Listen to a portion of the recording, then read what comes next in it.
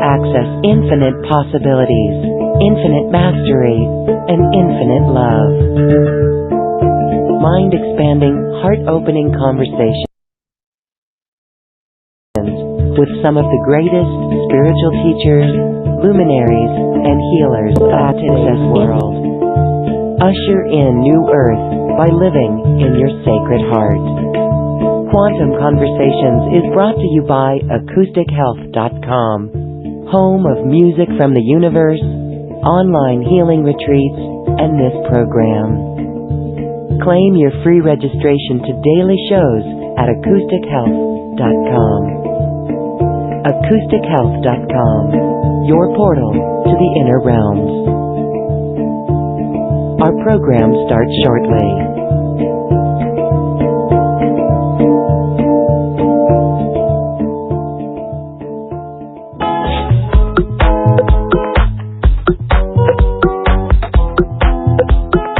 Welcome to another Quantum Conversation, brought to you by AcousticHealth.com. I'm Loren Gailey, and I invite you to sit back as we enter the quantum realm, that space of the greater part of you. It is your connection to infinite possibilities, infinite potential, and infinite mastery. Welcome, everyone. Thank you so much for joining us. We greet you with our sacred heart today as we enter a space of love in this broadcast of light. We thank you for being here. My guest today returns to the show. We have an update from this seer and oracle and a beautiful person who's bringing science and spirituality together in her own understanding. And today we're going to be talking about the incredible shift that is underway here in this year of 2021. Elizabeth Wood is with us. We're talking about new soul skills and full remembrance. Let's have a big hello for our beautiful sister, Elizabeth Wood. Welcome, Elizabeth. Thank you so much for being here. I'm so glad to be back. I just love this beautiful community. Thank you, Loren. We are so glad to have you here. Let's first connect in with everyone. There's been a series of things in the collective that are violent, and it brings up some fears, and it brings up some triggers, and there's so much going on, and that's why what we're here to talk about is one of the most important things that we can do. We could call it embodiment. We can call it higher self connection. We can call it soul skills, because a soul skill really is something that is held within our higher self that we have access to when we embody more and more. So we're going to talk about that. But Elizabeth, before we get there, girlfriend, let's talk about you. Welcome. You've made a shift significantly in your location and everything. How is that going for you? It has been the most incredible experience. It's kind of like being put in a blender, but like magnified quadruple times. You were in another country, so it's almost like culture shock, right? But it's different than that. It is. You know what it is? It's energy shock. Energy shock. As an anthropologist, I can see culture shock from a mile away. So I'm totally prepared to show up in a new culture, no problem. Mm-hmm.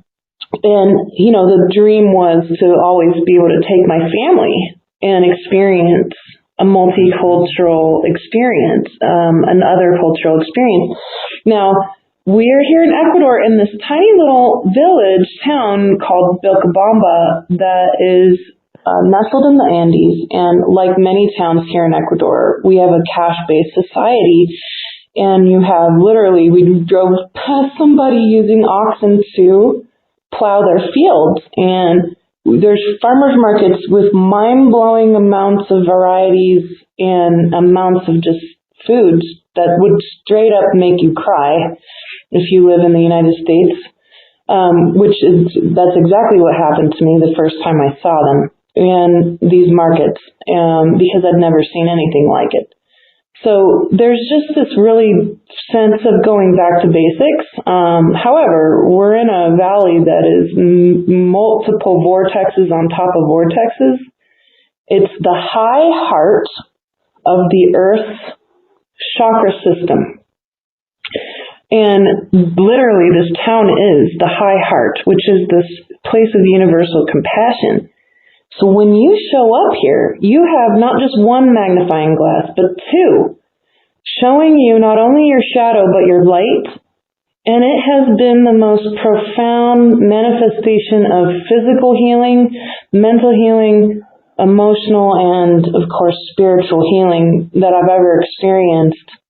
And I get to share some of this juice with all of you today, and how truly you are a creator being, my friends. I didn't truly understand what that meant until I got here.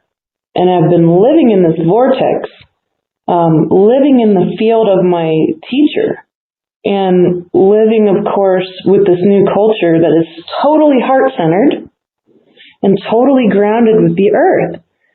And if you're craving this, I just want to set you up with the ability to drink it fully today while we talk together. But that's exactly how it's felt, is this interesting level of magnification. And I'm so glad that I've been through what I have to get here. Well, okay, interesting. We may have time to go more into that. We are going to talk about really our new soul skill sets. You're bringing them online. This is all about also, remembering who we are, bringing more of the great light that we are into our planet. We are certainly seeing opportunities for each one of us to hold divine light, to radiate it out in our community, and to assist others in finding this within themselves, finding this higher self connection. And so when we are here today talking about these skill sets and things that you're seeing in the collective consciousness this year, where it is a step up time. It's almost like, okay, so I have to be very transparent here. People are wherever people are in the planet, whether you're in Atlanta, I'm in Boulder, and, there was a heavy despair this morning that I felt after spending a night wondering if anyone that I knew was affected by recent violence. And then there comes a different reality, one that was so deep, Elizabeth, and I think this is what we're all going through. No matter where we are, we can feel this. We can feel it in the collective, and at times it feels like a deep despair is coming up. When we allow ourselves the space to transmute that, we feel better. Can you talk a little bit about what's going on here? We're feeling it. It's sad, but we can go inward. And this doesn't mean that it's a cop-out, but it's a trigger to go inward, right? Yeah. Triggers are treasure. So we need those triggers. And so we might take a certain approach to this and examine the layers that are occurring, because all of us are sensing this is highly complex. And so you're right, it is. Because it's multidimensional. That's why it's complex. And half the dimensions that exist have duality in them. So it's very important. Duality is built in. So we're talking about violence and peace, arrogance and worthlessness, victim tyrant, all these really important aspects that are built in to at least the human experience. And having dealt with many, many extraterrestrials myself or other dimensional terrestrials, they experience it too. I really haven't met anybody who doesn't. So it's a very important part of our universe that these dualities exist, that violence shows up around us for us to respond to. And the response, of course, is going to tell you how far you've got with your inner work. If you respond from the mind and from your trauma, then that's going to be key. That means that you've been blocked by that ego trauma structure. There's nothing wrong with it. It's there to help you navigate a pretty messed up reality that's been based on subjugation. And then if you really work at that and you notice your triggers and you find them in your body. So let's pull up that grief. Whatever grief has shown up in the past few months since December solstice, I want you to find it in your body with me. And it really can be anywhere. It could be in your pinky. It could be in your toe. Doesn't matter. The emotional body is telling you where the structure of that grief is being held. So if you go deep into the structure of it in that part of your body, what are you going to find? You're going to find that this structure is reacting to the violence around you or whatever it is that caused you this grief. Perhaps it was some kind of loss. Perhaps it's just straight up fear for your own survival. Perhaps it's a feeling that you are alone and isolated, or that you don't have enough space and that you're completely bombarded. So there's so many ways for all these things to be pinged is the term. The trauma gets pinged in the body and then we have an emotional response, but we usually stop there. Now if you keep going deeper into it, you're going to find, oh, I see, there's definitely polarity here. I'm getting pinged around this violence perhaps, and now I'm in grief. Is it all mine? Is a really good question. Is this grief all mine? No, it's never just yours. No, it's the epigenetic memory of all your ancestors that was inherited through the DNA. So this grief, for example, it's kind of like ivy. Ivy will spread itself and branch out, and it moves and grows in many directions at once through someone's life. And this trauma ivy, we can find the root of it in our body.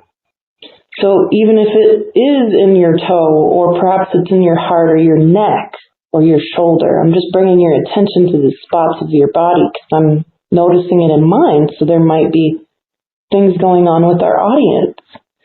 And so if you go deep into this, what are you going to find? You're going to find really dense structure, and you need to go to the bottom of it. In order to really get the ivy out of the way, you must uproot it, and you've got to pull that taproot out, and you can't leave any little bits and pieces behind or it grows back.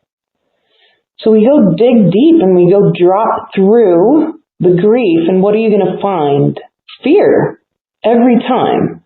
Every single time you drop through density, shadow, ego, trauma, when you know you're at the bottom, that's when you're afraid. And so it's fear that you go through. And usually people stop there because it's so horrific. It's so awful. And it's a shame because literally they're one step away from being finished. So we don't want to be finished with just the grief. We need to pull it out by the taproot. And it's going to be fear that's really difficult to name. There's not going to necessarily be any reason for the fear. Those reasons might have happened to your ancestors 500,000 years ago. But now it's the time to, of course, uproot it. So we go drop through the fear, and you got to fall all the way through it. And it's amazing what happens. It's like a cycle through the dimensions, because you take yourself all the way through all these really dense polarity-based dimensions, and then you end up dropping through into this incredible formlessness, into love. So you can take all that grief and say, I'm finished with this for now, because it's blocking my view. I can't see what's really going on in the world because it's so distorted by this ivy in my way. That could be any triggered trauma or emotion or ego. And I want to point out too that all ego is simply trauma under pressure. Ego is simply trauma that's been put under so much pressure that now it literally thinks it has to navigate for you. And I've seen this big shift where people are really conscious of their ego and their trauma, they're conscious of their soul, and they're conscious of their body. It's almost like a very slight separation between all of these three things so people can be aware of what's going on. That the ego and trauma is driving the car. The body's supposed to be the navigator no matter who's driving, but when the ego and trauma are driving it, it's really confused and the body really is in defense mode. So we've been gaining a lot of weight. Or not eating at all. We've been doing different things to protect ourselves that are so subconscious at a physical level so that we don't feel completely overwhelmed by the ego trauma that's driving the car. And meanwhile, the higher self or the soul is in the back seat saying, look, you totally took a left turn onto a one-way street that you shouldn't have taken, man. You got to go back up. And we got to go towards the light. And the ego's like, well, I don't know about that. There must be a better way. Because we still got to navigate all this stuff, this town full of people, this household full of people. We got to drive towards all of that. And meanwhile, the soul's like, no, you're lost. Stop it. You got to drive towards the light. And the ego doesn't know how. So we really need to give our souls a chance to drive. And really, you can only do that well when you're noticing how your body feels when you're triggered. Because your brain mind's going to try to take over and do pros and cons and logic to solve it, and it doesn't work. Because there's hardly anything logic about trauma. There's nothing logical about trauma, really, except for chemical reactions. So the mind can't fix it, because the mind really can't grasp higher dimensions anyway. There's nothing to psychically see there. There's only to feel those higher dimensions. They're so formless. They're so refined. So I encourage people to ask yourself, what's triggering me? Where is it in my body? What's the taproot? And go deep. Don't worry about breadth. Worry about depth. And here's what's so cool. I just did this recently. I had an eating disorder when I was growing up. I was a terrible anorexic. And I asked for the next big, huge thing that I needed to shift. And my young 15-year-old self showed up. And I asked myself, what did it feel like to be 15-year-old Elizabeth? And it was horrible. I was starving to death.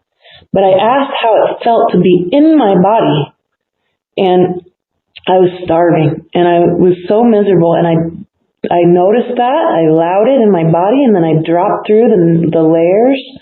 It feels like you're crashing through floors, until I found pure fear, and then I knew I was right on track. And I took my 15-year-old self through the doorway of fear, and did it with gusto because I know what's on the other side. So I took her, my whole body, my whole traumatized ego, through this gateway, dropped out through the fear, into love, into just this pure light, this love. And suddenly my body burns. It feels like all of that trauma suddenly gets erased. It gets burned out by the light, burned out of my DNA. Then my body feels lighter, my mind feels lighter, because what has just happened? I pulled that ivy out from the root, and I pulled its tendrils out from the entirety of my life. So now there's more clarity, because there's so much more light. And this is really key. This is how you end up doing the thing we're talking about, remembering who you are and what your skills are. So this is the process. It's not pleasant to do this, but it actually elevates all consciousness. So if you're not willing to do it for yourself, and there's some of us that have a hard time doing this stuff for ourselves, then do it for the collective. And you'll eventually get to that part of you who needs you to pull her out or him out from the root and make it so that you're doing this for you too. You're included in the sovereign service of the whole entire planet, and that'll be key along the way. But if we need motivation, if you want the world to change, this is one of those beautiful steps you can take. So that's what I'm seeing right now with people as they're navigating this. Very interesting. And, okay, the trigger to go inward on all of it. And then really recognizing, is it ours or not? I mean, I think that we can say, wow, but to recognize it as ancestral, or not to even label it really, not to really, or just to feel it and then know that it's gone. Wow, it's like we're clearing that on the collective in a huge way, and even in our own life. I mean, I felt that, and it, here it is. It's almost like for the collective, all of us, each of us, are being asked, when is enough right? When is enough? When are we going to care enough about other people? That's why people who listen to shows like this and do this inner work, this deep inner work, really are the leaders for those who need help in making that very same connection, the very same connection to the higher self and this inner wisdom. Because once again, it is really simple. It's not so easy, but once we get done with all this baggage, there really is beautiful inspiration. There's a confidence. The connection with the higher self, as we can hear that voice, is so clear and no nonsense like that we can get the directives. And I actually see a world where more and more people will do that. I actually see a world where everyone will do that, because I think as children, before all of this programming, let alone the programming from the ancestral, right, the ancestral lineages, but I think as children we all are in tune with that integrity and that kindness. So here in our collective, we must begin a conversation on how we can all bring peace. How do you hear someone who doesn't agree with you? How do we recognize that we all want the same things? Peace, joy, happiness, right? Equality, prosperity, abundance. We all want that. And so I think that's what we mean by keeping our eyes on the prize. We talk about New Earth every day on this show. New Earth is a vibration. Yeah. And we cannot get to New Earth when these triggers are there. So we say with tongue in cheek, hold on to your hat as we do this heavy lifting and this heavy clearing. But it's not so easy at times. We can really feel some of the grief and the despair. I even was that way this morning, and I realized it's when our back is, we could say our back is figuratively against the wall, that we then care so much to start making a change, to start using a voice, to write letters to the editor, to help influence the greater collective. So, wow, it's pretty interesting what's going on, but we feel better when we can do this work and we know what to do within us. So thank you for sharing that, Elizabeth. It does help. Well, I think you're absolutely right. If you're listening, you're a superstar. Look at you. You just got through one of the toughest moments of human history, called a gigantic holy cow paradigm shift. And when paradigms shift, it's subtle. You'd think that it would be like this big blast of light. And it was, except that it really has to percolate through. We're talking about light that is so clear There's a lot of different kinds of light, but the clear light of existence, the void light, the clear light of existence is what is causing this blinding clarity. And some of the blinding clarity shows us how dark things really have been and what there is to dismantle. And that can cause, and it's so immense that it can cause a mental breakdown in people. So I want to forewarn folks, look, the blinding clarity is going to show you, just like me in this crazy vortex here, it showed me all my shadow in such great detail that I hit rock bottom a few times being here because I thought it's too much. I'm not strong enough. But because I've been trained in mysticism along with science, I've been very lucky to have that part of myself say, hang on a second. I'm the one who created this. I created this, and so that means I'm totally strong enough to handle it. I'm totally strong enough to get through this, so let's just climb to the top of it and start chipping away. Because the energies available, that blinding clarity, also makes room for all the qualities of light to permeate and dissolve and cause all these structures to become formless faster with one single point called your attention. What are you putting your attention on? Now, this is really key because we are often taught that if we put our attention on something, it grows. No, that's half of the equation. If you put your intention on it with your attention, then it's either going to grow or it's going to dissolve. So intent is half the equation. If I say, I intend to dissolve this trauma that I'm having around my fear that I'm going to die and not finish my purpose here on earth, which has been triggered in all of us over the past year. If I put my attention on this with the intent to dissolve it, then it's going to happen. I have to envision it, I have to feel it, and I have to let it go. I have to let it happen. You can't just hang on to it. You got to let it go.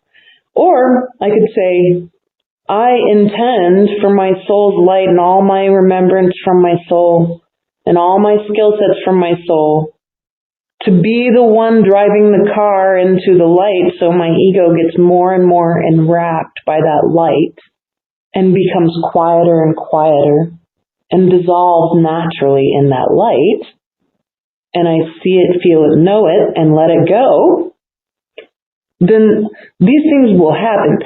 And the reason why they're going to happen faster now than before, and what's the before? There's this very clear marker in time called December solstice 2020.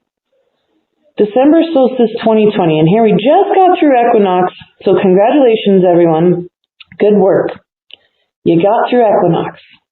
Now it's time for the most interesting part of our ride. Every single time when we go on a wave of consciousness, it's the downward ride. You gotta be a really good surfer of consciousness on the downward ride as it goes to solstice in June, where another wave is going to start going up. So you either get to surf or you get pummeled by the waves. And if you're doing this consciously, you can surf. But solstice of 2020 was very special because it was the end of an entire set of programs, an entire set of structures, an entire set of parameters for a very brilliantly designed experiment in consciousness. It was the end of that experiment. There are no limits now. There's no floor, there's no ceiling, there's no wall, there's no structure. No wonder people are either totally losing it or feeling more and more motivated to go into what's possible. And it's usually, it depends on how much trauma you've been working on.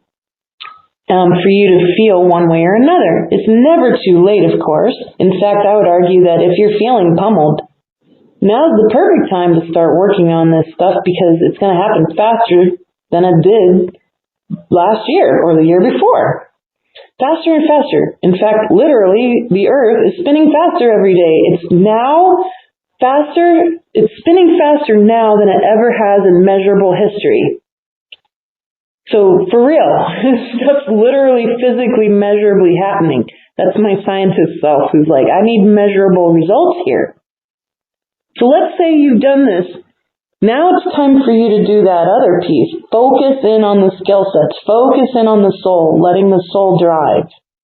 Doesn't mean the ego's not there. The ego's going to chit-chat in the back, obnoxiously, whatever, trying to be a backseat driver.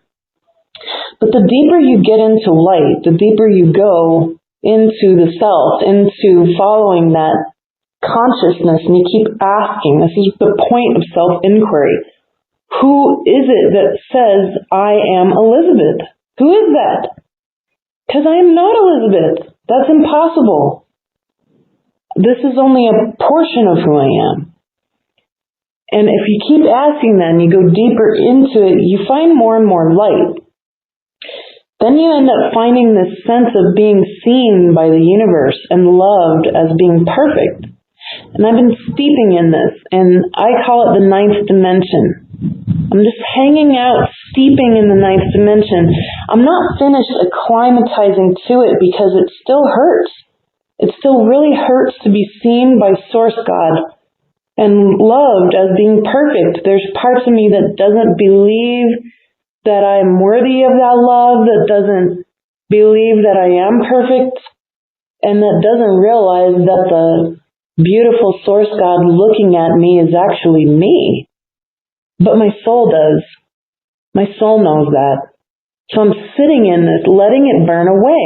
This is why these sort of fast, hard processes, they hurt. They physically hurt. It burns.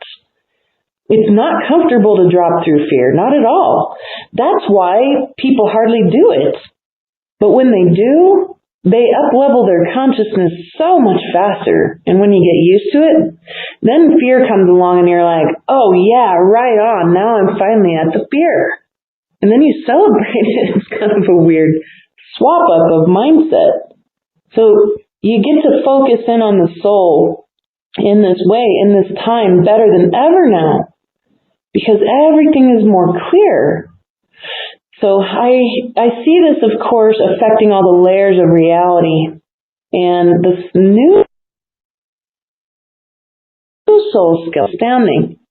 They show up because people are willing or have been doing this work. And I'm noticing more in the past few months, since December, than ever before. Skills that I never have ever seen in all these years of many thousands and thousands of readings and sessions. And I haven't seen any of these things before. There is a reason, I think, that this has happened. Part of it is because of the paradigm shift.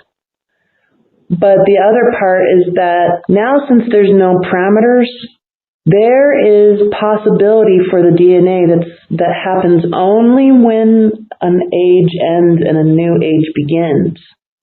So I'd like to get into that, but I want to step back and just notice all of you and celebrate you, that you're willing to notice this stuff, that you're willing to put your attention on what can dissolve and what can grow, and that you're willing to see what this is like to let your soul drive deeper into the light so that your ego naturally becomes enwrapped by it and doesn't need to talk anymore. And that's what happens to your mind. So I can actually attest to this, having a very still mind and very rarely finding my ego has much to say at this point, especially as I'm driving slowly through the ninth dimension of being perfectly loved by Source and seeing what that's like. And noticing that light in myself as it burns all of that self-hate and the non-deserving worthlessness away. I can assure that many people are feeling this right now. Yes. All right. We feel so comforted by your words, and I love how you shared that there's no parameters. Since that December solstice of 2020, there are no limitations. There are there's no ceiling.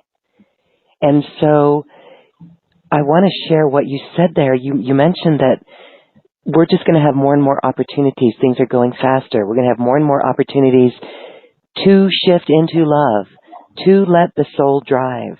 In fact, some say that this ascension process is really the acceleration of how quickly things are coming up for us to change. And that brings us right into the DNA. We're going to talk more about this. But when you're talking, so it's two parts. My question here is two parts. When we focus on these skill sets, can you share a little bit of the skill sets that you're seeing come through in your clients? And then what it means to let the soul drive, right? So, I mean, it could be as simple as hearing this inner voice and allowing that. Can you expand a little bit about how we identify these skill sets coming in and how we let the soul drive us? Oh, I love that. That's a good question. So let's address the soul driving first, because then you can ask yourself how you're feeling about how I describe this, letting the soul drive, right? With the assumption that that's what I've been up to, is letting the soul drive. So if we go back in time a little bit to when I wasn't letting the soul drive, I would describe it as constant oppression, especially mentally. I felt emotionally, physically oppressed by things that I couldn't even name, by things that seemed so out of reach and seemed like I was trapped in. And that's how being traumatized feels. So I noticed this voice would come up regularly, and this was like over 15 years ago. I was really trying to help heal my own PTSD and my trauma. And I noticed this voice would come up, and man, she was horrible. Or it was the other way around. Either that, she'd be either totally worthless and mean and cruel to me, or she'd be totally arrogant, one or the other. And it was me using that dynamic, that polarity of worthlessness, arrogance, to navigate reality. So when I was especially feeling worthless, I'd end up in these immense moments where I got a chance to use my arrogance to balance it out. And always, I had this constant dictation going on in my mind. And I really thought that it was me talking until I'd really look at those voices and notice them. And they never were really me. They were either subconscious personalities or traumatized versions of me, always being distorted by trauma. So really all those voices are literally all the different voices of your trauma. And they could be childhood voice, they could be a different sort of personality part of your voice, whatever. But nonetheless, we talk to ourselves in our mind and we think that that's our voice, and it's not. And that's key. So that's a measurable thing. And then you're going to notice how it makes you feel. Well, how did it make me feel to have this voice tell me that I was too ugly, that no one wanted to be with me or love me because I was too ugly? Well, then, of course, I can feel it right now in my body, although it moves through me now because it doesn't have anything to stick to, which is an important piece, my friends. It doesn't mean you don't have crazy feelings. It doesn't mean you're not sad, angry, triggered, whatever. It means that it doesn't have anything to stick to, so it moves through you. It doesn't mean the end of emotion. It means the upkeep of trauma, so that you're not being traumatized and there's nothing for it to stick to, so it moves through. So you'll totally have feelings, but it's not going to end up building up more and more and more energy in your body, turning into density, which turns into ego. So noticing that voice and then saying, you know what, actually, I have this other voice. It's this objective witness self. It's this soul level voice that I don't understand fully, but I really know that this is me, my real me. It's not Elizabeth. It's something else. And I just trusted that. And so that's really important. You don't need to know where your soul's voice comes from or why. Don't worry about that. That comes later. That comes with remembering. But you need to notice the voice that's not the one who says, hang on a second, I'm really tired of you telling me how ugly I am every time I look in the mirror. And that didn't work, of course, saying, hey, you need to stop it. Because then, of course, the ego is like, well, I'm not going to stop it. I'm trying to save you. I'm trying to help you. I'm trying to help you navigate all this corruption where the whole world thinks you're ugly. You need to know how to navigate this. And my soul, of course, says, thank you. And it was that moment of gratitude. Thank you. Thank you for trying to help me. Suddenly, my ego got separated from my soul. In that one moment with gratitude. So whatever shows up in your mind, here's this wonderful thing that you can do. Bow to it in gratitude, even if it says some of the worst stuff you've ever heard. Bow to it in gratitude. Thank you so much. And this is how we ought to treat everyone, right? Thank you so much for trying to help me navigate this.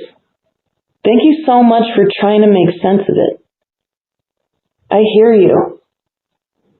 I am the soul in charge. And I have a different plan. I have a different perspective. I really thank you for what you're saying. I really honor it. I notice it. I hear you. We might repeat it back even. I hear you. I hear you're saying that I'm too ugly to be loved. But I've got a different perspective, a different plan. Would you come with me?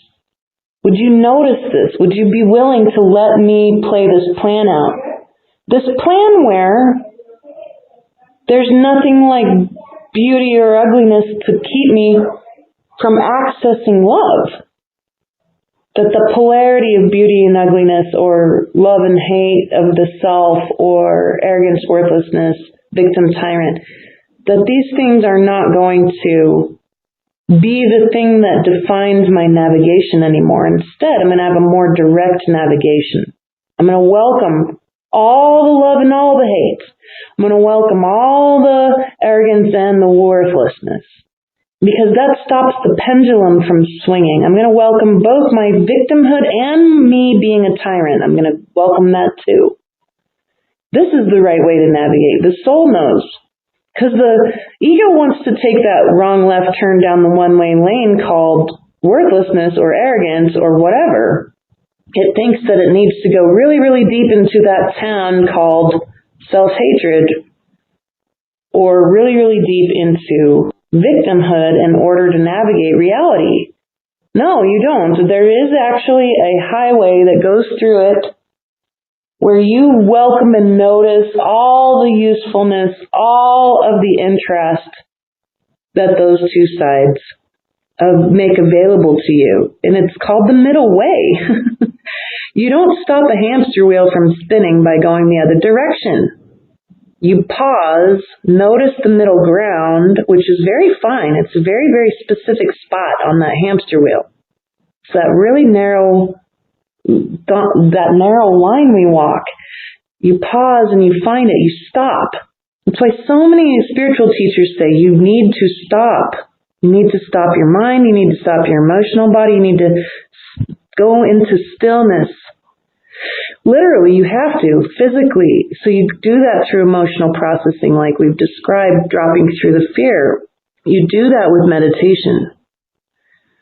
But you find that middle ground, you step off. And then you're way well on the highway where you're really honoring and noticing the value of all these places that you could go with your consciousness. But instead of deciding one is better than the other and going into them, you decide that they are all in equanimity going to serve you to learn no matter what. And therefore, you don't really need to stop off into victimhood or worthlessness anymore. You need to keep going on the highway that goes higher into the light. So that's the key to knowing how to start doing this. And I don't stop. I'm still doing it. I'm still noticing my ego's voice, especially in meditation today, where it was like totally taking over. And I'm like, look, girlfriend, you gotta chill. And it's not easy. It takes a lot of guts to do this. And all of you are, like I said, superstars at this, at knowing that, hey, I really want something more for myself, but it's also for the whole world. So then we get into a little bit of, well, once you've been doing this for a bit, and again, it won't take you nearly as long as it did before, so don't worry about that. All the rules and parameters around that, totally gone. Don't even worry about it. It's a whole new experiment now. Well, we haven't even made the experiment. So there's that. we haven't decided together what this new experiment is going to be. That's coming. But right now, we got to just notice ourselves. We really need the self in this time. With that, of course, what does the soul offer? All these crazy skill sets that were all hidden before because the parameters of the experiment wouldn't allow them. So let me name some off. And I actually have taught classes about these skill sets before, the original skill sets. And the original foundation is not gone. All of that is there, including the wisdom encoded in our DNA that made it so that we were really intelligent when we hit the ground. So we didn't have to learn like completely total noobs to consciousness as Homo sapiens. We were gifted the 94 ancient templates of wisdom that made it so that we could function. But beyond that are all these skill sets that kind of got left out of this last paradigm. These are skills that might have been available in other paradigms or even on other planets. So one of them that I noticed was very straightforward. It was a type of alchemy where the person was feeling quite angry. And I said, anger is pure power. If you really look at anger, it's just pure frequency. It's just really dense power. It's very hot because it's on fire. Anger feels like heat. It's why our cheeks get all red and why we want to cry when we're angry or our face gets tense. Because it actually wants to move up through your body like hot air moving up and out. And we'll resist it because it doesn't feel good. And then we'll cry and our face gets red and when we're really angry. Or we tense up. So we're resisting the power of anger. There's nothing wrong with anger. Anger is one of the most amazing, fabulous, most interesting frequencies of reality. It's a generative power. And I said, okay, if we agree that there's nothing wrong with anger, or we could say there's nothing wrong with grief. It's a frequency that's full, packed full to the brim with power, right? And we could take any trauma and say that. That's all they are those really dense and incredible frequencies full of power. All what seems dense and dark is literally made of light. And if you unwrap it, it's full of such bright light that it would astound you at how bright it really is, how all dark density is really made of this light. So I said, if that's true, if anger is simply pure power, then what if you gathered it? And this was the skill. What if you gathered it from your field, instead of projecting it outward or trying to get rid of it? What if you gathered it? What if you allowed your embodiment to generate this anger in the moment? And you actually gathered it from your field instead of letting it be spewed out or do whatever. And I said, it's literally generating energy. So if you gathered all this energy, this power up, and you turned it into something, what would you turn it into? And I suggested, like, what if you could turn it into a crystal? What would this crystal look like? So we gathered all this anger out of the field, out of this person's electromagnetic field being created by her heart, right? We gather it, we turn it into an actual object, and now she has an alchemical, fourth dimensional object made of pure power. It happened to be made of anger, but that doesn't mean that's what it's going to be used for. And I said, what if you use it like a laser beam to direct power? You could direct it into anything. You could use it with your attention, to dissolve things or to replicate them, to make them bigger. And suddenly, the anger was the coolest, best gift that this person could have ever had. Because her soul knew exactly what to do with it. And all these years that she was angry suddenly made more sense. Of course I've been angry. I've been needing to really work with anger instead of get rid of it or be upset that I'm even angry. So suddenly now she has this whole new skill that she can use to do who knows what. We'll see. Because she'll use it for all sorts of things that will generate or direct, dissolve, or magnify light. And that's exactly what that anger was meant to be used by her soul. How did the soul know how to do this? Because it knew how to do it before at some point. And that's what's so beautiful about it. One other skill set I'll mention of the beautiful, unusual skill sets showing up. Had the most amazing session with this beautiful woman, brand new client. And she says, I'm in a lot of pain. I have constant anxiety, right? Sounds familiar. Physical pain, constant anxiety. We can all relate to this. And I said, oh my goodness, I see after we dug into this, we were going into the pain and it was really difficult to see much. I zoomed out, which means that I kind of allow the bigger picture to be seen, and suddenly I could see, whoa, this person's grandmother from 7 generations ago, that's 700 years, that this person's grandmother was reaching out through this lady's DNA, begging her for help. So we really look at the grandma. Grandma's taken over this lady's body because grandma knows that this trauma is blocking this woman. But what showed up to serve the whole scenario was so beautiful. It was this woman's soul level skill set, something new that wasn't available before. Now, all of us have the ability to, of course, work with our ancestors and clean up all the trauma from our ancestors. We all have this skill, but this was something else. This lady, suddenly, she could go in and not only process grandmother, but process the entirety of her lineage all at once. Now, the way that I've seen it over the years is that, no, you kind of got to be specific about the frequencies you're working with. In this case, it was sort of like a shortcut. Like she had developed this skill as a soul to take the whole entire DNA and all of its history, which is a good 500,000 years of trauma, and process it in huge, massive leaps and bounds, therefore healing her entire lineage, all of her family with it. And I'm talking about her physical family who is still alive. And I said, my God, I have never seen anything quite like this. You're literally a gatekeeper, an embodiment.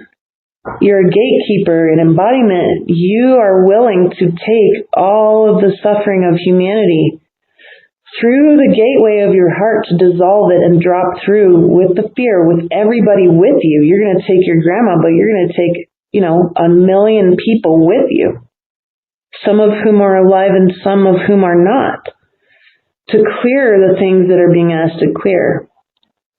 So we're talking about massive levels of trauma healing being available, huge levels of in-the-moment processes being available, skills to work with frequencies, light, power, dark, whatever, anything in existence that are in such big, massive ways, giant sweeps of consciousness.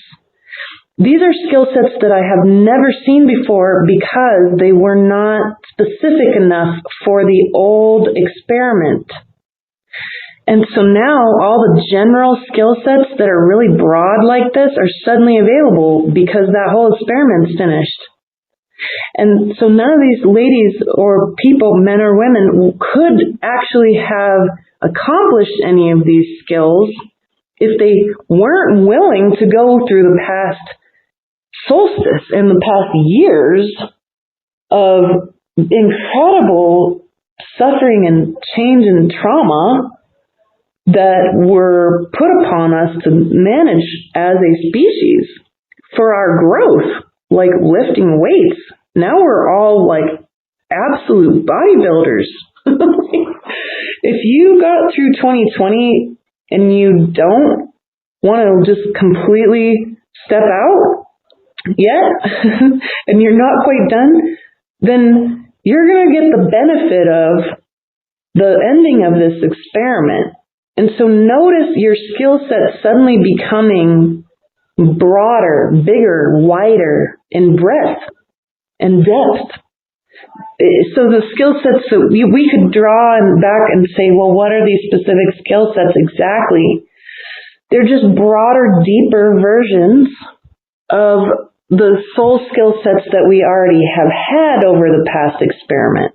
And the past experiment went over 4 ages of 500,000 years. That's how long the experiment was. That's how long we've been cut off from our broad, extremely massive, multidimensional skills. So these are some of the practical skills I've seen and why these skills are showing up now and not before December of 2020. Wow. Okay, well that is exciting. That is actually empowering. That is inspiring. And it is motivating. And you know, if we were to each look at ourselves, some of the dreams, maybe even some of the things that we're capable of doing in a day, especially when we're being driven to the light or guided by the soul. This is as simple as being in flow, being in joy, and we're able to achieve things. Well, to me, that's just very inspiring. So thank you for sharing that.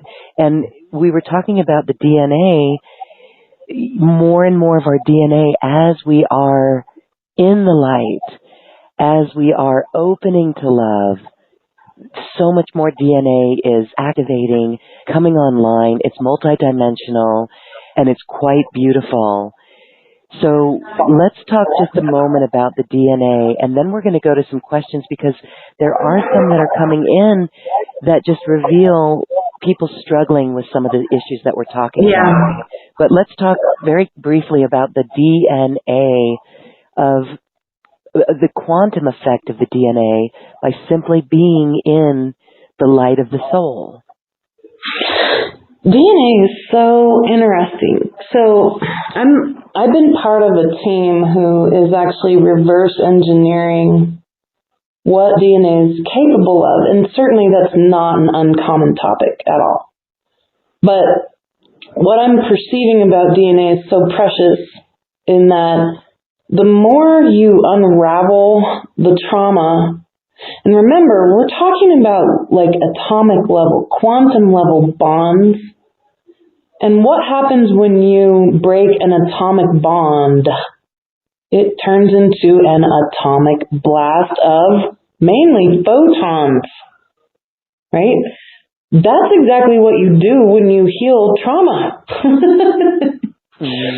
You're simply breaking down bonds at not only a chemical and atomic and quantum level, but of course an emotional, mental, spiritual level.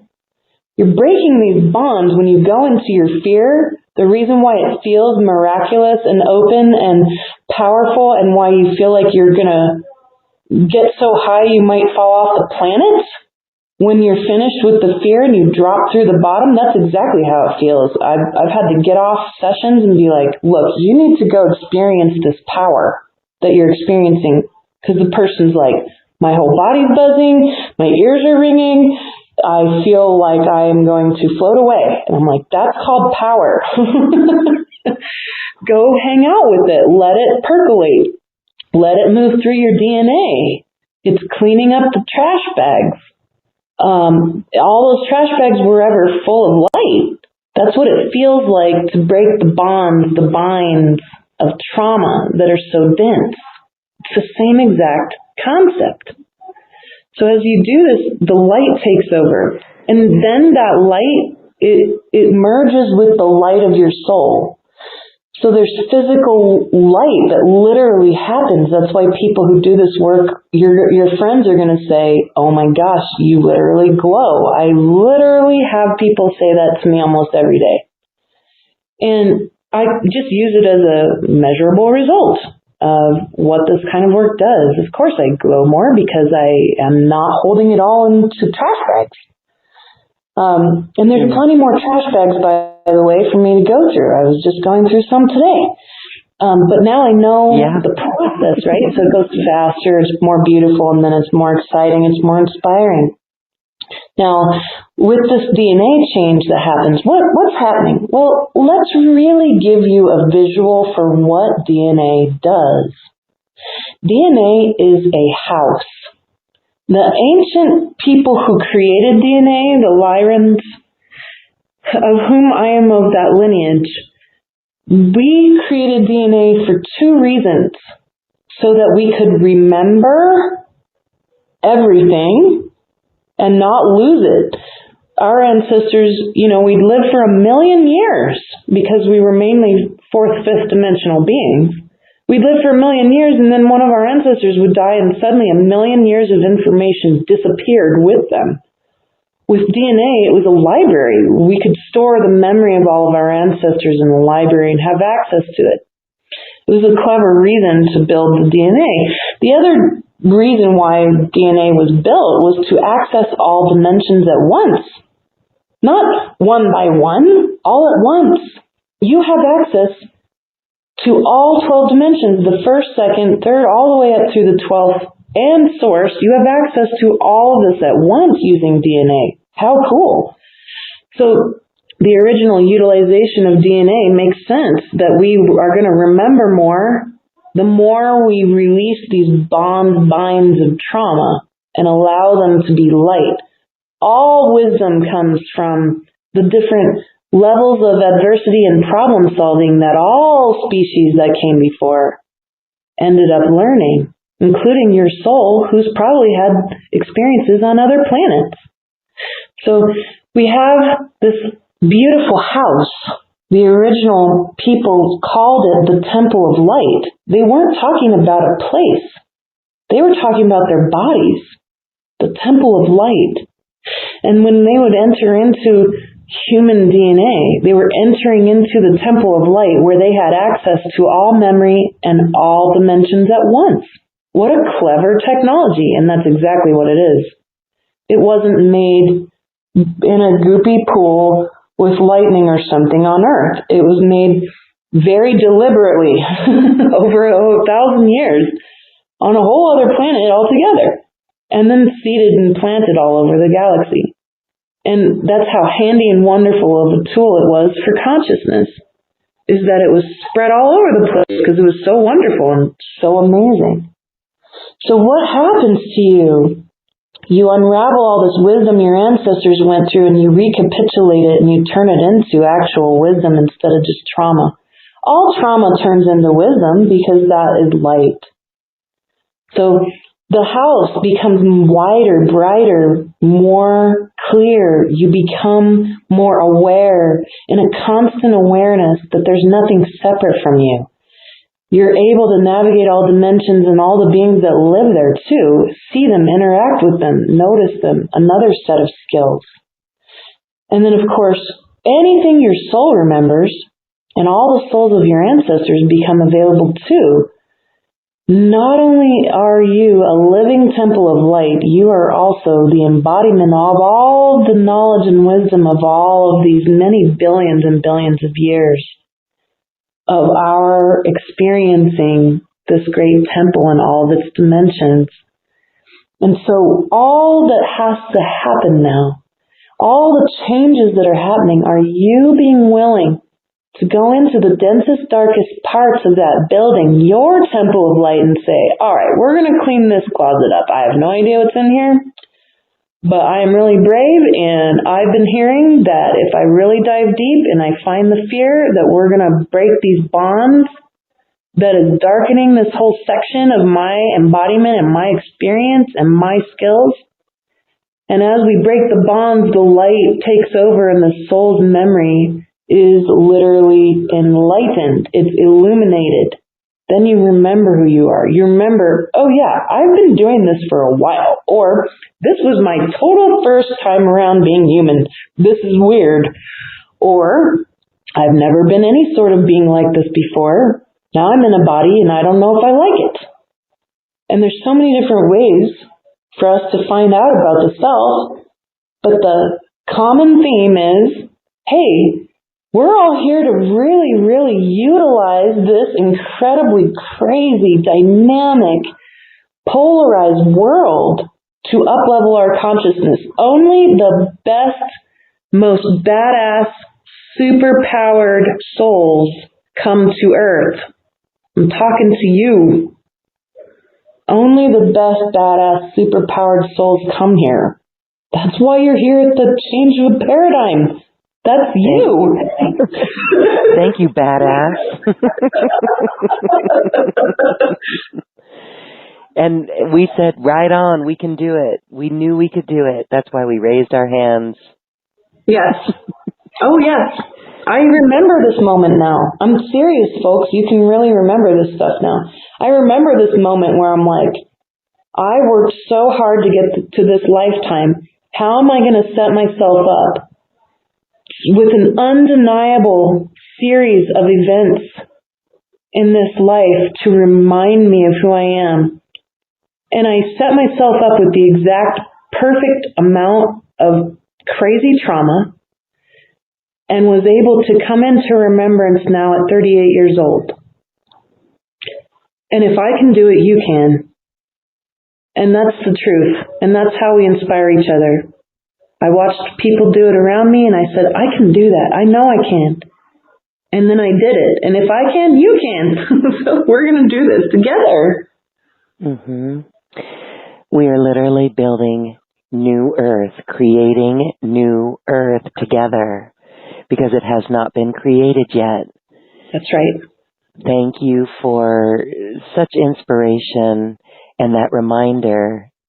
Yes, we do know what we know inside ourselves, and you are a beautiful teacher that assists those in finding that truth within themselves.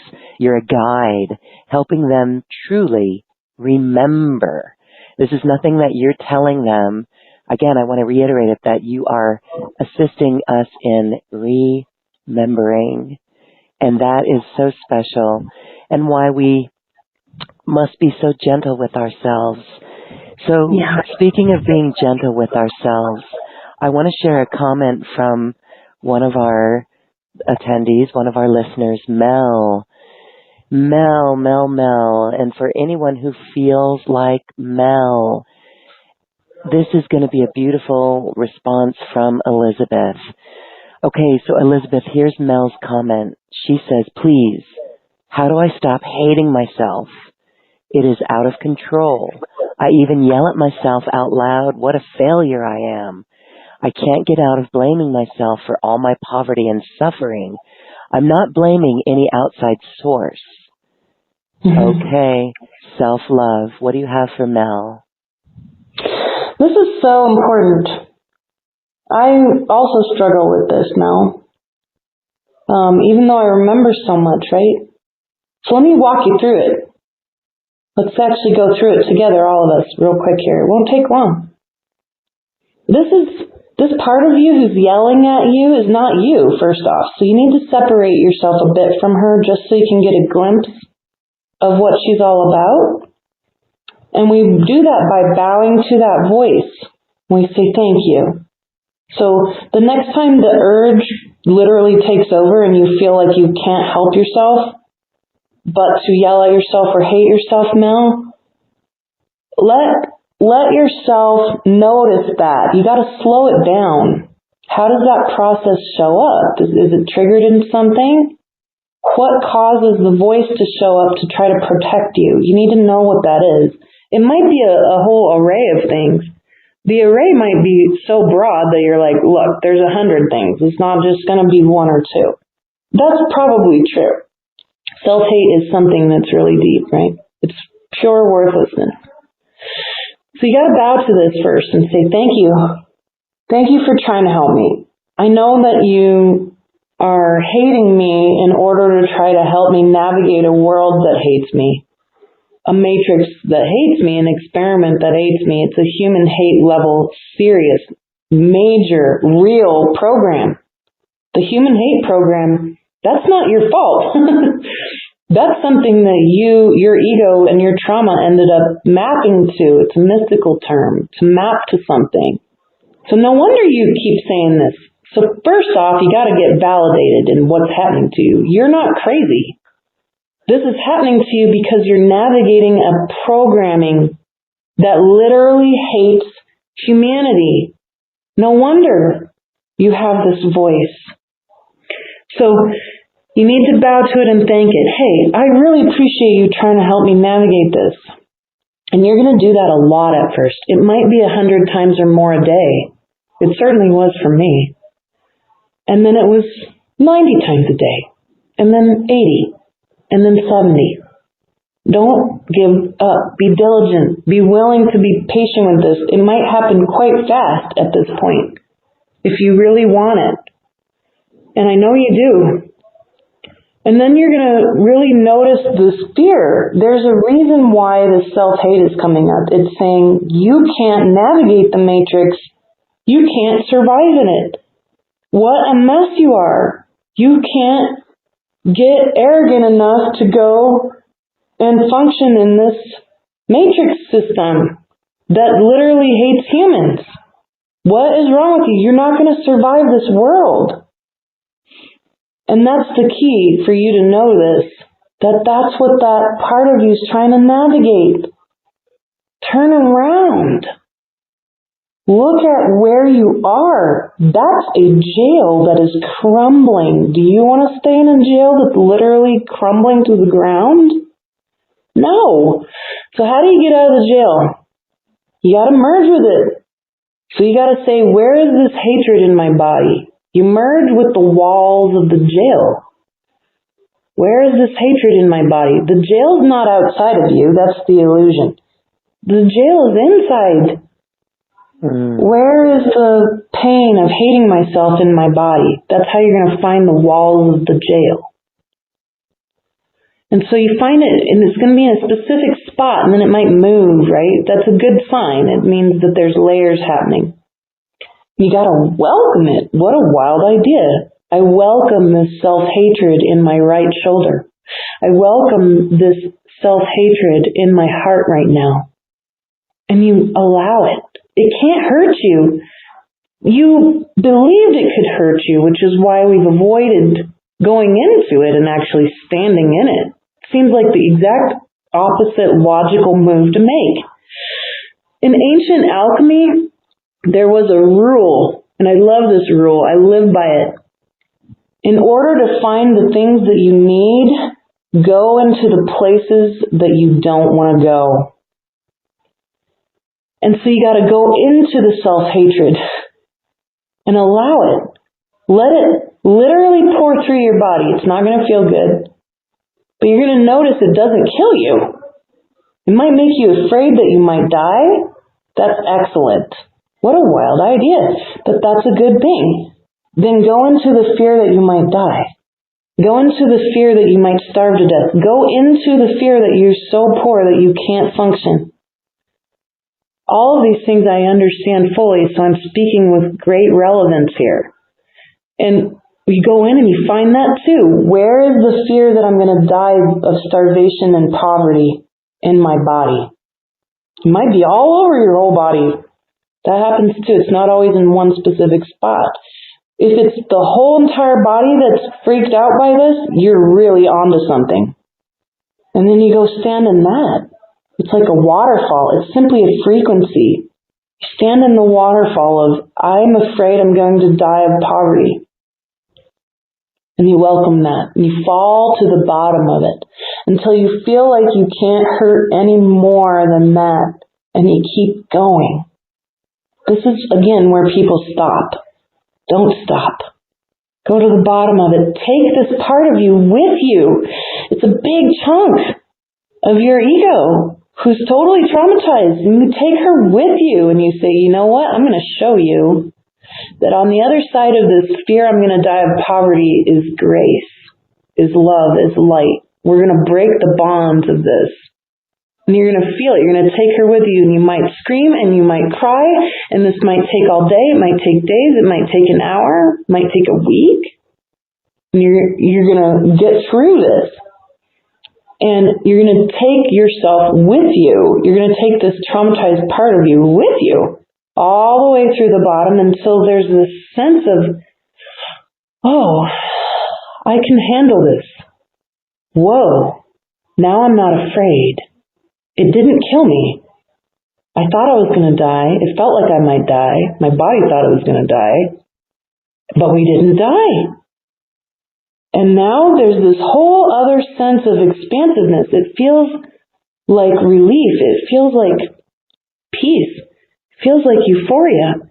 It feels like power. And it's light. And then this part of you who's been yelling at you this whole time, she can't help but be speechless at how bright and light everything was beyond all of this fear. That's exactly what it's going to take. However, knowing that I can describe it like this gives you a really good clue that it's possible.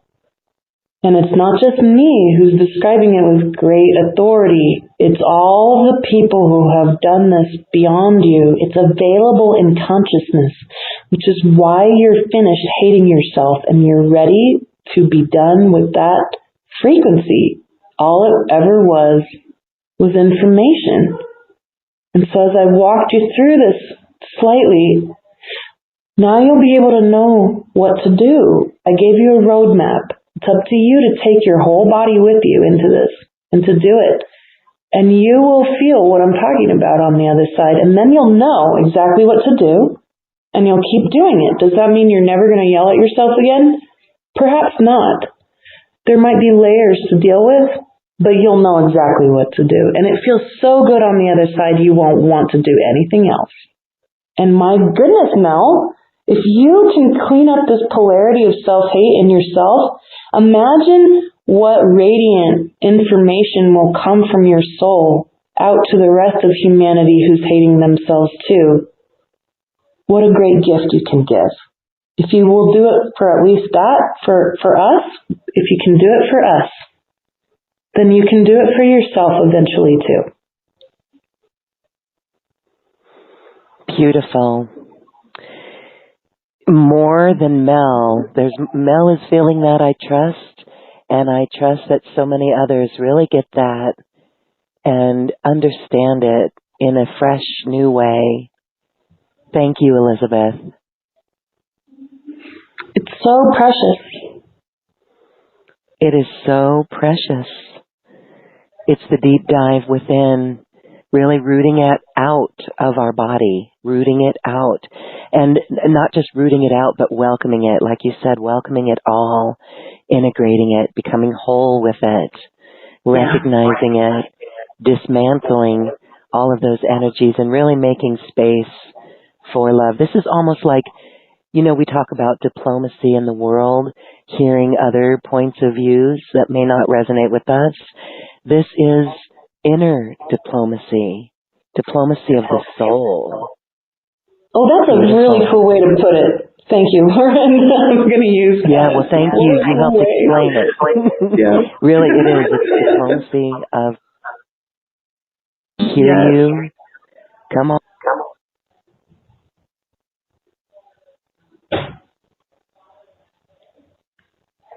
Whether it's outside of us or inside of us, it's all a cry for love. And we are the ones who can bring it. Our soul brings it. So what a journey, what an exciting journey. I hope we can get to one caller. I want to, before we get there, I want you to share the many ways that people can work with you. As we mentioned, you are a beautiful guide for anyone going through this awakening within themselves, anyone who needs help navigating what they're going through. You can show them. You show them how to really drive the ego to the soul light and surround themselves in this soul. You've got a beautiful offering here. This is quite extraordinary. There's a lot to it. It's over a year in your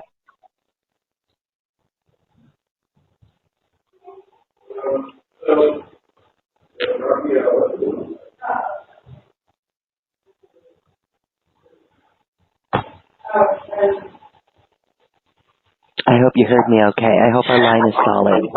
I heard a gap, but yes, correct. Oh, you heard a gap. Okay. Your special offer, it is full of beautiful things, a year-long membership to your circle, and so much more. Yes. Tell us more about this. I'd love to. Thank you. So first I wanted to offer you all an actual live class. And on April 10th, I'm going to really take you through the DNA in a whole other way. I'm going to share some of the reverse engineering of the capabilities of this technology that have been coming up. But I have been I've been doing it quite secretly. And so I haven't been sharing what I've been learning at all yet until April 10th. So that's when we'll meet for our live class called Remembering the DNA, the history and practicality of the Temple of Light, which is what DNA is. So we'll get into that. Usually those classes last at least 3 hours long. And we might go longer because there's a lot to share. The next piece is something quite unusual that I haven't offered in a really long time, at least 6 or 7 years. And I have a massive amount of body of work, and not all of it is always available. But this body of work kind of peeked its head up and said, hey, I really want to be available again. And I listen because there's some soul out there who really needs these. And it's a little mind-blowing, like why there would be this many MP3s, but literally I'm giving you 94 MP3s. Among more from there, but this one is literally a body of work called The Ancient Templates of Wisdom. There's 94 MP3s that describe all 94 of these ancient templates. They were all given to us as a gift at the beginning of our experiment by all of our ancestors that came from many, many other planets and dimensions, and it was their wisdom that they had incurred over eons of trauma, so that we didn't have to relive eons of trauma in order to have this wisdom for our experiment. If you can know what these 94 ancient templates of wisdom really are, they're going to help you dig real deep into and open up different ways that your soul wants to bring in new skill sets. So it doesn't mean you have to listen to all 94 of them. It means that they're available. So consider it sort of like me being an encyclopedia salesman for a second and saying, hey, I have 94 encyclopedias here on all these particular topics that will be relevant to your life ongoing. And that's what I want to offer you. It's a set. It's an encyclopedia. And so it's a library, and that wants to be available right now. I have no doubt that it will be useful to you if that's calling you, and you can use it however you like. And so those MP3s usually run between 20 and 30 minutes long. So they're not like super long classes, but they give you some clarity about what's going on. What did our DNA originally get started with? That'll help you a lot with discovering more skills. The second class set is actually Soul Skill Sets 101, where I talk about the soul skill sets that have come through the ancient templates of wisdom that were available in the experiment. And I also give you a bonus class on how do you know which skill set is yours, because that's pretty handy to know. Otherwise, you'll get pretty confused. So it can help to know, hey, which one is really something that is, my soul has spent time in that section of the library of consciousness. So then you might move on to a different skill if you're finished with another one, or you dig really deep into one that you started on. So you can know that. That's available to you. Then we have the body oracle technique. It's how to find answers inside you. And I combine both an anthropological, futurism-based methodology with esoteric methodology and the body, which is my sort of signature.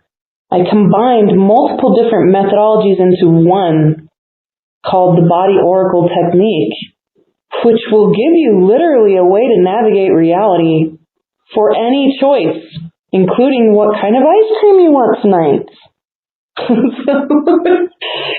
we can use it for any choice, even the tough ones like, okay, which direction in trauma am I going to go into, or what kind of dessert will I have tonight? Either way, you can still use this technique. And it gives you a lot of depth and clarity about what you want to pull out and how you're going to replace it. Because we pull weeds out, my friends, but what are you going to plant in its place? You don't want it to be bare. You don't want other weeds to come in and replace it. You're going to replace it. It's important. It's physics. And then the next class is called Empaths and Entities Training, and I have a very different viewpoint on empaths, and I have a very different viewpoint on entities.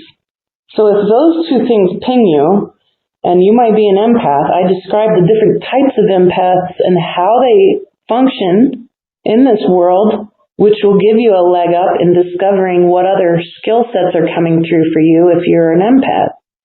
And then I have a very specific approach on dealing with entities that is the most succinct and clear and straightforward approach that I've ever come across over many, many years, 2 decades worth, perhaps more, dealing with these sorts of things. Entities that are attached to you and oppressing you. So how do we deal with them? You'll love my approach if you're interested in unconditional love. And that's my little clue about that class. Then we have the Healing the Masculine and Feminine class. Again, totally different approach that's both anthropological and spiritual, where I navigate with you. I take you on a journey of what it's going to take to bring these two seeming sides of polarity together in oneness to build new earth. And that whole class is exactly about that. And then I also include you in on my monthly calls. At the end of each month, on the last Sunday of the month, we get together and we dig in on what's been going on with each of us personally, and we rise it up, lift it up, elevate it to a universal experience. And we build a pillar of light at the end of our call to help transmit and radiate the light and intentions we have for the world each month. And it's so profound how that can unfold. And then just for fun, I've added some music from my husband. And he has inspired me and elevated me with the music that he writes. And I wanted to give you a chance to play with that too, just because it's such a great way to nourish yourself through just simply music that's full of light. It's so easy, and by golly, you probably get sick of me talking for, 50, 60 hours straight, so you might want some music for in between. That's what the package is. See, that is so beautiful. So many beautiful ways to work with Elizabeth. That full package with everything is such a value, so yummy for people to dig in and work with that.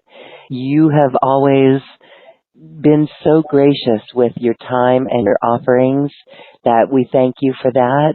I wanted to mention as well that the DNA class on April 10th will also be available individually for those who want to just dip into that.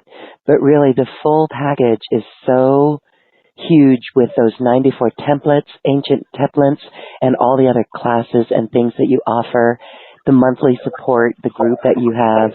These are just great places for us to come together in our community and recognize each other, to hear the same similar experiences that we're all going through. And you said the key word, Elizabeth, to elevate it into a new frequency of light.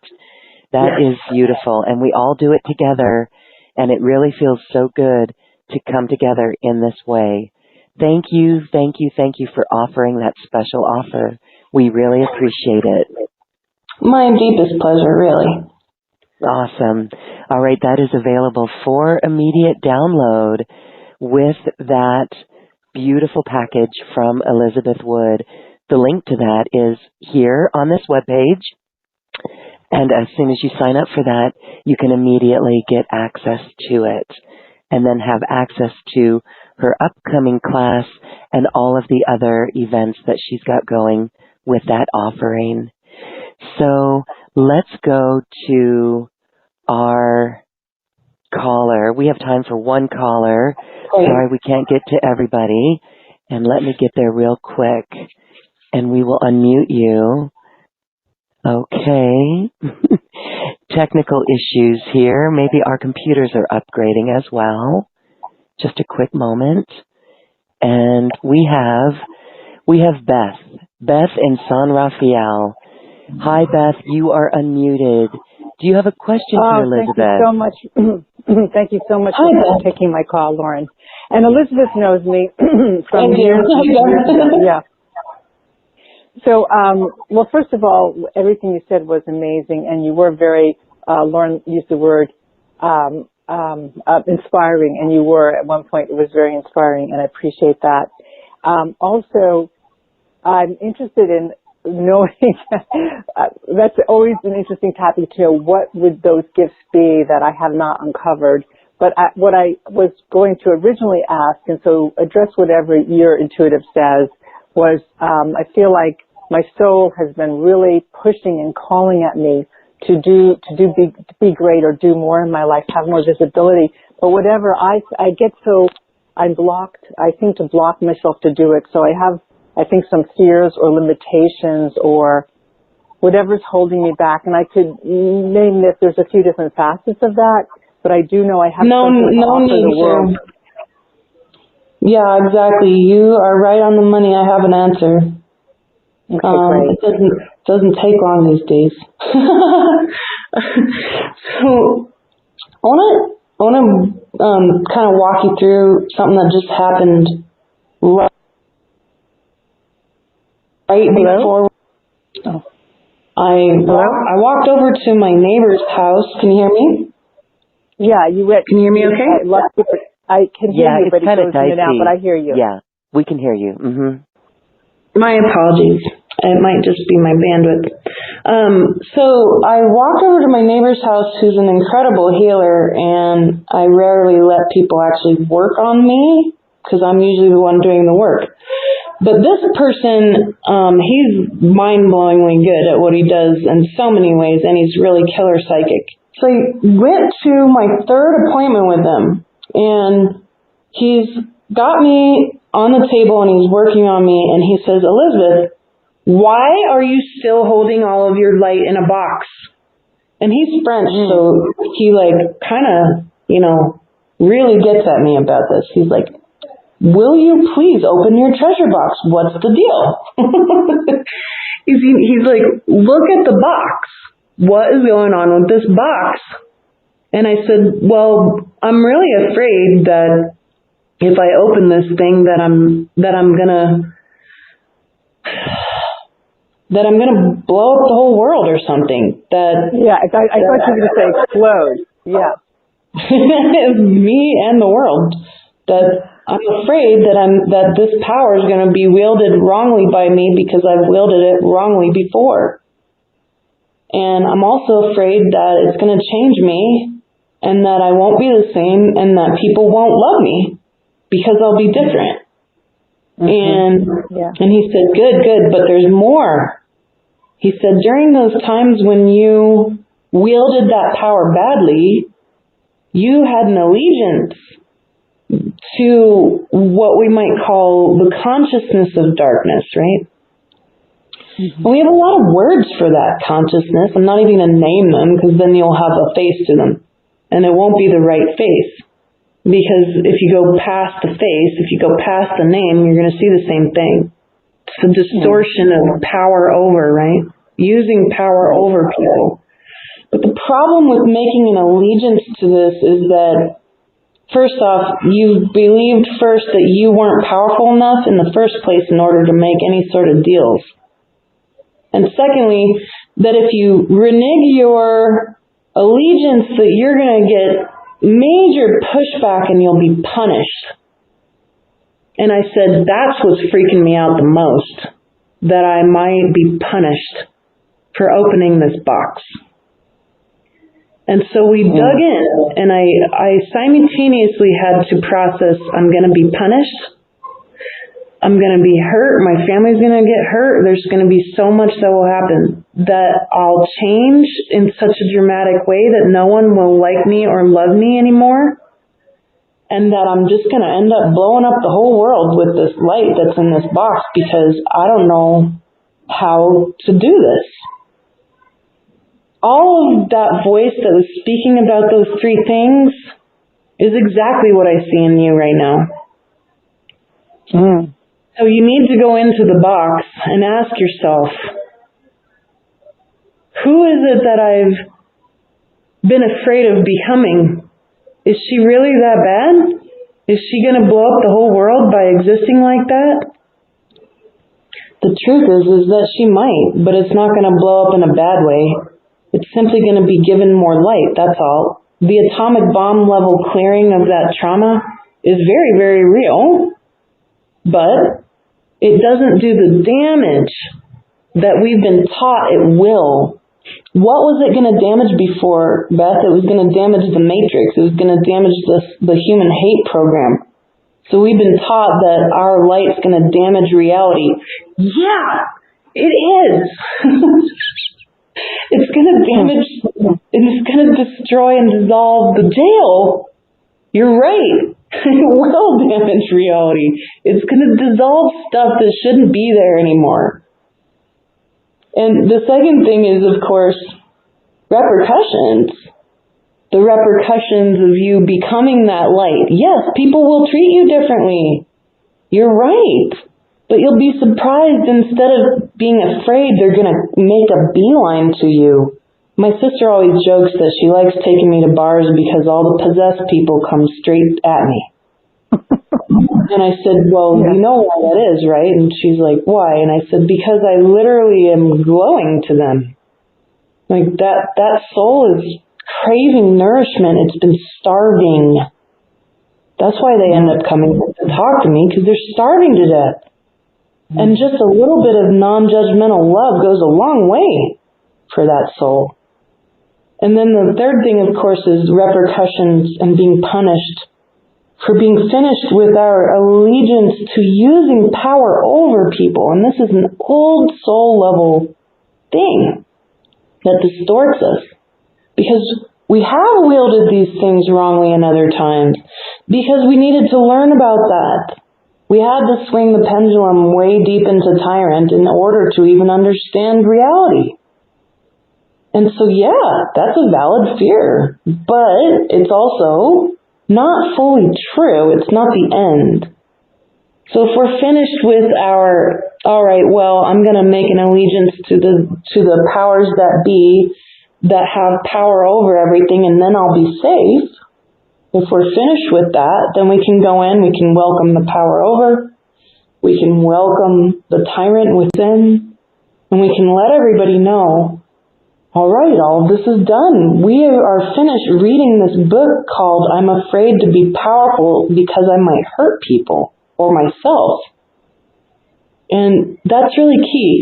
And everyone's going to have their own personal journey to go through because each of us had different lifetimes around all of this. But those are the 3 blocks keeping you from fully stepping into this. When you dissolve them, the box is gone. And then everything becomes so different. And you're going to be asked to, and this is for everybody, including Beth, including me, we need to actually track this stuff. We're in a completely new situation right now. We need to keep track of this stuff. If we can mentally keep track of how different things happen to us as we clear this and we allow the treasure to be revealed within us, which is just pure light from the soul and source, that if we can start to track and measure how things change in our life, the mind finally catches up and is convinced that this is a real path for an elevated, happier, much more elongated life. And that's what I perceive. And I think this is great for all of us. It's good for me. It's good for you. And Beth, you're right on the money. You're really noticing this self-sabotage aspect.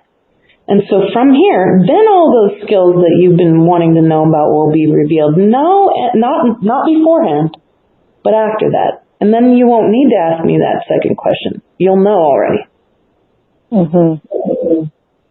Wow, you definitely hit me really to the core of something for sure. I don't even know what to say. Yeah. I mean, all those things you said, yeah. Good, I'm really glad. Yeah. And is that, do you perceive me being able to dissolve those blocks? If I can imagine myself doing it a few hours ago, then yes, of course, my friend. I know, and even that, asking you that is a sign of powerlessness. I know that, but... No, it's not. No, it's not. It's you looking in the mirror. You know what role I play. I'm just the mirror. That's all. You're just looking in the mirror. Of course I'm going to respond to you with my heart, my friend. There's no way that you asking that question is wrong. There is no wrong questions, everybody.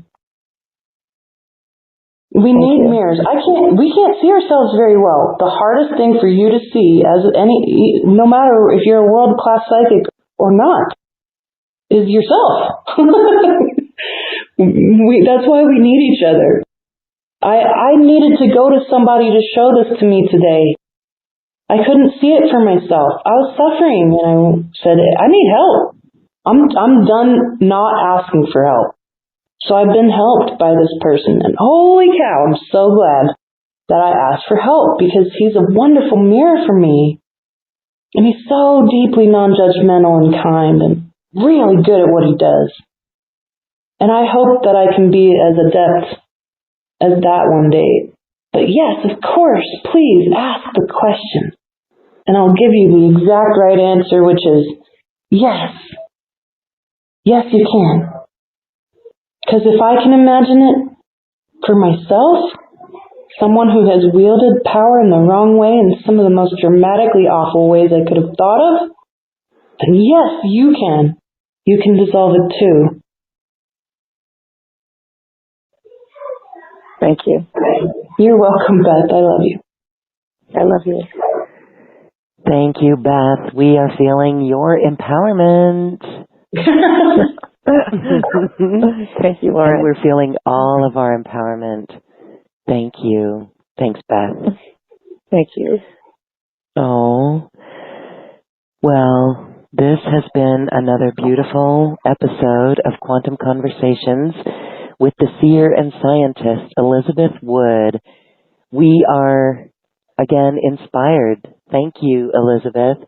We are smiling and we feel so much lighter. And we can feel this limitlessness, this world of possibilities and the newness. So as we say goodbye, I want to give you a moment to wrap it up with a few of your last thoughts. I think we're on to something, folks. I really do, and I don't say that lightly. Being a theorist and being interested in the future, nearly obsessed with it, I can see, feel, and I know deep within me both the scientific and logical and the esoteric and emotional part of me are saying, good job, everybody. We're going to surf this. It's going to be the most interesting part of our beautiful, magnificent Homo sapien experience as we finally move into the juiciest parts of the new paradigm. We're in this transition period that's the weirdest part. It's so awkward to go from a beginning and to go from an ending to a beginning. It's super awkward time.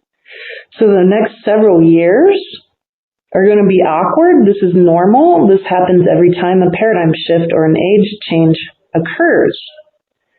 But this time is unlike the other times because we're headed to becoming something new entirely, a brand new species altogether. With the level of evolution that we have an opportunity to surf over the next several years. And by golly, you're not alone. We're all in this together. I'm here, Loren's here, so many people are here. People who've been doing this for a long time, people who have not, people who are coming in with new skills, people who are remembering who they are, and everyone who feels left behind, depressed, sad, angry, and self-hatred. You all count. Every single little moment that you're doing this whole consciousness thing counts. It counts towards the magnificent, organized, glorious, and harmonious new earth that comes from the inside out, which will be defined by our shift from Homo sapien to Homo luminous, the human of light, which is you. And so here we have this chance. We're on to something. Don't give up. Keep digging in. If you're not sure where to go to the place you don't want to go. Go inward. Go into your pain. Go into your fear. That's the exact place that when you dig, you're going to find all the treasure and all the light and all the superpowers that you've been wanting. That's where it is. You dig it up, you're going to see what I mean.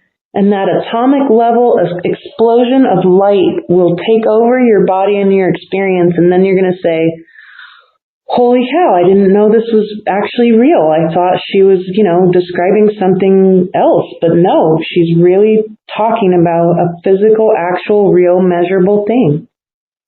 And so that's for you. That's for you. You are the spiritual scientist. Don't stop doing this. You are on the right track.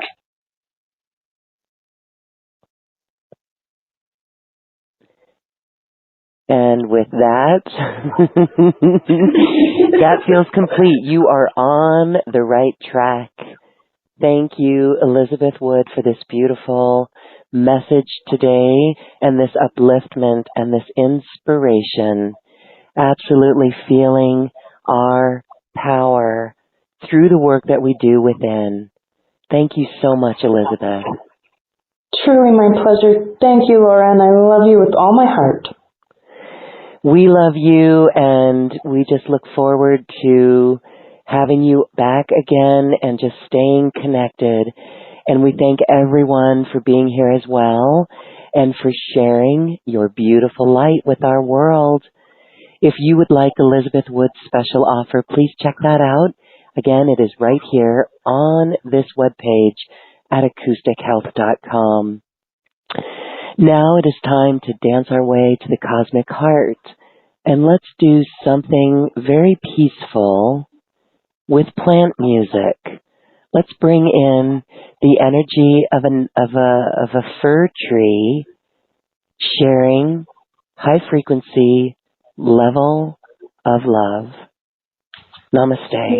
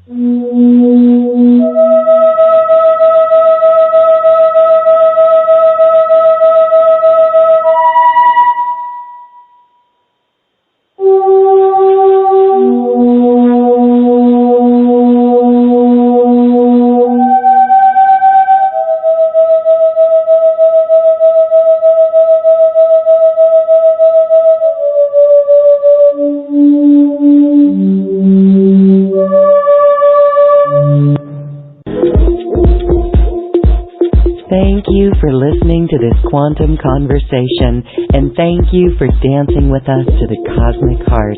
As we raise our own vibration, we raise the vibration of the planet.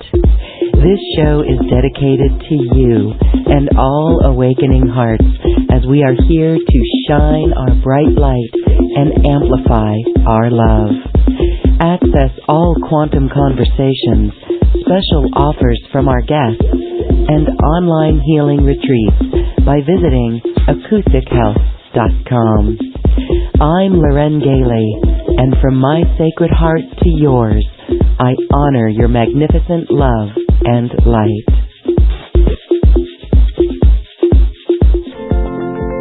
We leave you now with music from the universe. Music literally created by the universe, as musical notes were assigned to mathematical equations. The result is this beautiful music, available at acoustichealth.com. Namaste.